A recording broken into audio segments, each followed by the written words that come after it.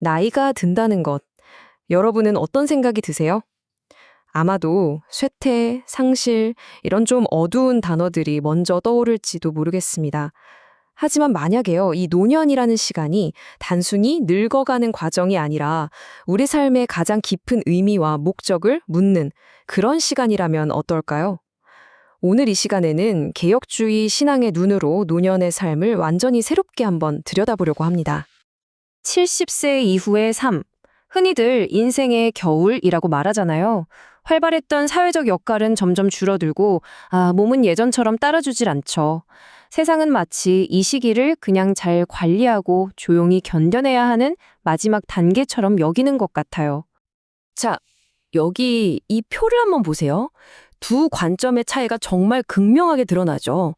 왼쪽의 세상은 끊임없이 묻습니다. 어떻게 하면 성공적으로 늙을까? 어떻게든 자율성을 지키고 생산성을 유지하려고 애쓰는 거죠. 그런데 말이죠. 오른쪽을 보세요. 신앙은요. 아예 출발점 자체가 다릅니다. 당신의 유일한 위로는 무엇입니까? 바로 이 질문 하나가 노년에 대한 우리의 모든 생각을 완전히 뒤집어 놓는 겁니다. 그리고 그 질문에 대한 답이 바로 이 하이델베르크 요리문답 제1문에 담겨 있습니다. 살아서나 죽어서나 당신의 유일한 위로는 무엇입니까? 그것은 내가 나의 것이 아니요 몸과 영혼이 모두 나의 신실하신 구주 예수 그리스도의 것이라는 사실입니다. 자, 이 위대한 고백이 어떻게 우리 노년의 모든 두려움과 질문에 대한 열쇠가 되는지 지금부터 하나씩 차근차근 풀어가 볼게요. 그렇다면 내가 나의 것이 아니라 그리스도의 것이라는 이 고백은 우리의 가치를 어떻게 바꿀까요? 첫 번째는 이거예요. 그건 바로 세상의 어떤 기준으로도 절대 흔들 수 없는 우리의 가치를 선언하는 겁니다. 우리의 진짜 가치는요, 우리가 뭘 잘하느냐, 얼마나 생산적이냐, 이런 데에 달려있지 않아요. 바로 우리가 하나님의 형상, 라틴어로는 이마고 데이로 창조되었다는 이 놀라운 사실에서 비롯됩니다. 쉽게 말해서 우리는 하나님과 깊은 관계를 맺고 그분을 세상에 보여주는 존재로 지어졌다는 뜻이죠. 그러니까 나이가 들어서 몸이 약해지고 어쩌면 병상에 눕게 된다고 해도 우리의 이 근본적인 존엄성, 이건 그 누구도, 그 무엇도 빼앗아갈 수 없는 겁니다. 그래서 노년기에는 우리 정체성의 중심축이 완전히 이동해야 하는 거예요. 나는 어떤 일을 하는 사람이라는 행위 중심의 정체성에서 나는 하나님께 속한 소중한 존재라는 존재 중심의 정체성으로 말이죠. 스스로의 힘을 숭배하는 이 세상에서 오히려 그 연약함 속에서 하나님을 온전히 의지하는 그 모습 자체가 세상 그 어떤 설교보다도 훨씬 더 강력한 메시지가 되는 거죠. 물론 우리의 가치가 흔들리지 않는다고 해도 노년의 삶에는 분명히 힘든 싸움이 있죠. 자, 두 번째인데요. 이 피할 수 없는 고난, 그리고 우리 내면의 영적 싸움, 이걸 우리는 어떻게 이해해야 할까요? 우선 이거 하나는 꼭 기억해야 합니다. 노년의 질병이나 상실이 결코 신앙의 실패가 아니라는 점이에요. 이것은 아직 완성되지 않은 세상이 내는 신음소리 같은 겁니다. 마치 이런 거죠. 우리는 이미 구원의 약속을 받았지만 지금 아직 천국이 완전히 이 땅에 임하지는 않은 아직 아님 그 중간에 살고 있는 거예요. 바로 이 긴장감 속에서 살아가기 때문에 고난은 우리 크리스천의 삶에서 이상한 일이 아니라 오히려 지극히 자연스러운 일부라는 겁니다. 근데 이런 질문을 던져볼 수 있죠. 저도 가끔 궁금하거든요. 평생 신앙생활을 했는데 아니 왜 나이가 들수록 내 안의 죄와 싸우는 게 더 힘들어질까요? 오히려 더 쉬워져야 하는 거 아닌가요? 하지만 놀랍게도 신학은 정반대의 답을 줍니다. 만약 노년기에 죄와의 싸움이 더 치열하게 느껴진다면 그건 영적인 퇴보가 아니라 오히려 성화가 지금도 활발하게 일어나고 있다는 아주 확실한 증거일 수 있다는 겁니다. 평생의 신앙 훈련으로 영혼이 더 예민해졌다는 뜻이고요. 무엇보다 성령께서 우리를 포기하지 않으시고 정말 마지막 순간까지 우리 안에서 일하고 계시다는 강력한 신호인 거죠. 내가 과연 이 믿음을 끝까지 지킬 수 있을까? 이런 두려움이 밀려올 때가 있잖아요. 바로 그때 이 성도의 견인이라는 교리가 우리에게 정말 깊은 안식을 줍니다.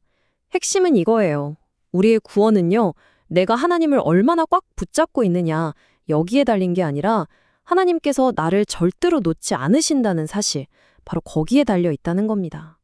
자, 이렇게 우리의 가치를 다시 확인하고 또 힘든 싸움의 의미까지 깨달았다면 이제 정말 흥미로운 부분으로 넘어갈 수 있습니다.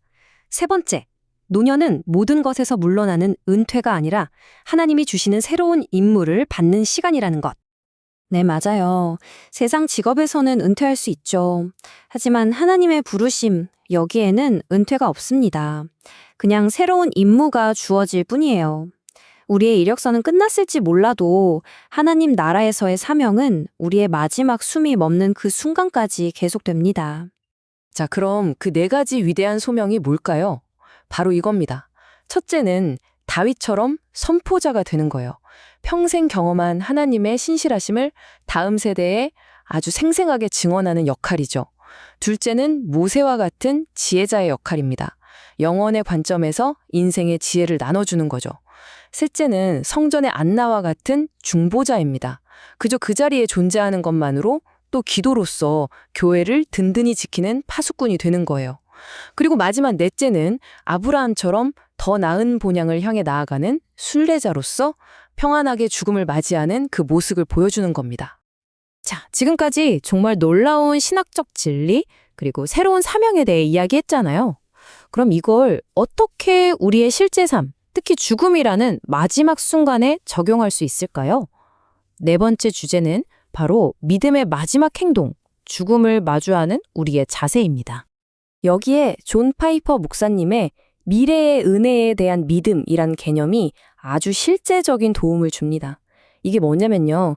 그냥 하나님이 과거에 나를 구원하셨어. 이걸 믿는 데서 그치는 게 아니에요. 그걸 넘어서서 하나님께서 내일 그리고 내가 마주할 모든 미래의 그 순간순간에 필요한 은혜를 반드시 주실 거야. 이걸 믿는 거죠. 구체적으로 이렇게 한번 적용해 볼까요? 내가 점점 쓸모 없어지는 것 같아서 두렵나요? 성경은 약속합니다. 하나님은 당신이 그저 참고 견디는 그 선한 일조차 감당할 은혜를 주실 거라고요. 늙어가는 내 모습이 두렵습니까? 이사야서는 약속합니다. 당신을 지으신 바로 그분이 끝까지 당신을 안고 업고 구원하실 거라고요. 앞으로의 결정들이 두렵나요? 시편은 약속합니다. 하나님은 겸손한 자를 친히 바른 길로 인도하신다고요. 이렇게 하나님의 약속 하나하나가 우리의 모든 두려움에 대한 강력한 해독제가 되어주는 겁니다. 그리고 이것이 모든 것을 관통하는 핵심입니다. 우리의 마지막 숨은 패배가 아니에요. 그건 바로 세상에 삶과 죽음에서의 나의 유일한 위로가 무엇이었는가를 온몸으로 증명해 보이는 우리의 마지막 설교입니다. 평생 지켜온 신앙이 진짜였다는 걸 보여주는 가장 강력한 믿음의 행위, 바로 그거죠. 자, 이제 이 질문은 우리 각자에게 돌아옵니다. 여러분의 인생, 그 마지막 장은 과연 세상에 어떤 이야기를 들려주게 될까요?